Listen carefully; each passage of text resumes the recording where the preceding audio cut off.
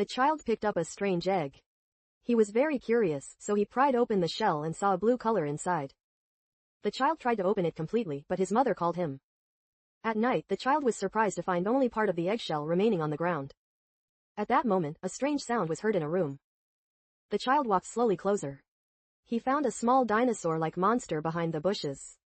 Curious, he stretched out his hand, but suddenly, the child was scared. The little dinosaur turned out to be hungry. So the boy brought potatoes, then fed him. The child reached out his hand again.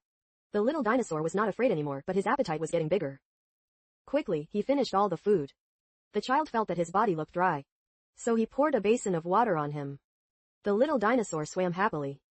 He really likes water. That night, the child suddenly heard a scream. Apparently, the little dinosaur was playing in his brother's backman. Seeing the cute monster, her brother was no longer afraid. The little dinosaur continues to search for food. He got to the edge of the pond and found many fish. Excited, he jumped in. He had a big meal that day. The next day, when the child found him, the dinosaur had grown very big. He couldn't fit in the house anymore. With the help of his uncle, they brought the little dinosaur back to the lake. The little dinosaur made a crying sound and said goodbye to the child. A month later, the boy took a boat to the lake. Suddenly a giant creature appeared. The child turned around. The little dinosaur had turned into a 30-meter-long water monster. The child immediately grabbed the monster's neck and jumped onto his back. They played together in the lake. The child was very happy, but something bad happened. An officer discovered the water monster. The next day, the troops came to the shore of the lake. They even prepared cannons. With one command, a series of cannonballs were fired into the lake. The water monster fled frantically. The boy couldn't stop the soldiers. That night, the officer went out on a boat to look for water monsters. When water monsters appear, a soldier fired at him blindly.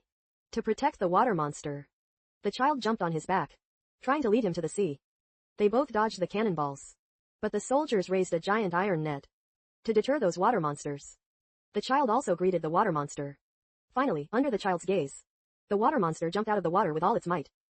He directly destroyed the iron net. Then he entered the sea. The next morning, the water monster turned and said goodbye to his human friends. He ran towards his freedom. So the question is, do you dare to raise a monster like this?